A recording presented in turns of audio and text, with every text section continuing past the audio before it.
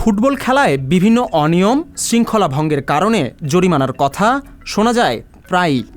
সেই জরিমানা এবার বাংলাদেশ ফুটবল ফেডারেশনের উপরে এসে বর্তেছে। বাংলাদেশ জাতীয় ফুটবল দলের ম্যাচে শৃঙ্খলা ভঙ্গের ঘটনায় বাংলাদেশ ফুটবল ফেডারেশনকে বড় অঙ্কের আর্থিক জরিমানা করেছে ফিফা।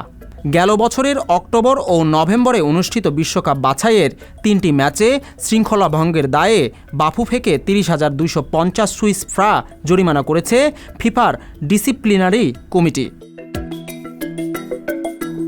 দায়িত্বে থাকা ম্যাচ কমিশনারের প্রতিবেদনে দেখা যায় যে 3টি ম্যাচে শৃঙ্খলা ভঙ্গের অভিযোগ আনা হয়েছে তার 2টি ম্যাচ ঢাকায় ও একটি মালদ্বীপে অনুষ্ঠিত হয়েছে।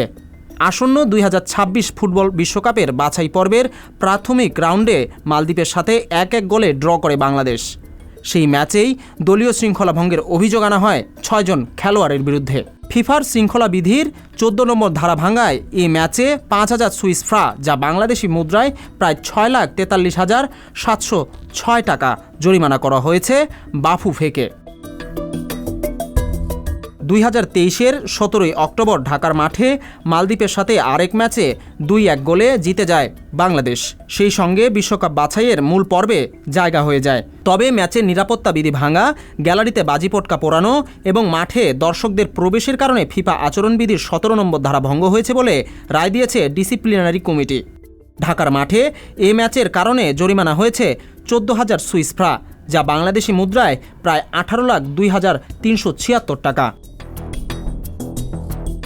তৃতীয় নিয়ম ভঙ্গের ঘটনা ঘটে গত বছরের 23 নভেম্বর। বিশ্বকাপ বাছাইয়ের দ্বিতীয় রাউন্ডে গত 21 নভেম্বর লেবাননের সঙ্গে 1-1 গোলে ড্র করেছিল বাংলাদেশ। সেই ম্যাচেও নিরাপত্তা বিধি ভাঙা, গ্যালারিতে বাজি পটকা পোড়ানো এবং মাঠে দর্শকদের ঢোকার দায়ে বাফুফেকে 11,250 সুইস ফ্রা, যা বাংলাদেশি মুদ্রায় প্রায় 14,48,000 টাকা জরিমানা করা হয়েছে। তবে শুধু বাংলাদেশ দল নয়, মালদ্বীপের খেলোয়াড়দের ড্রেসিং রুমে অনুমতিবিহীন প্রবেশের ঘটনার কারণে শাস্তির মুখোমুখি হয়েছে তারা। 2026 বিশ্বকাপ বাছাইকে কেন্দ্র করে দক্ষিণ আমেরিকা ও এশিয়ান অঞ্চলের ম্যাচগুলোকে পর্যবেক্ষণ করে শাস্তির তালিকা প্রকাশ করেছে ফিফা শৃঙ্খলা কমিটি। প্রণীত এসব শাস্তির মধ্যে বেশ কয়েকটি শাস্তি আপিলযোগ্য। তবে আপিলের সুযোগ বাংলাদেশ ফুটবল ফেডারেশন পাবে কিনা সে বিষয়ে বিস্তারিত কোনো তথ্য জানা যায়নি।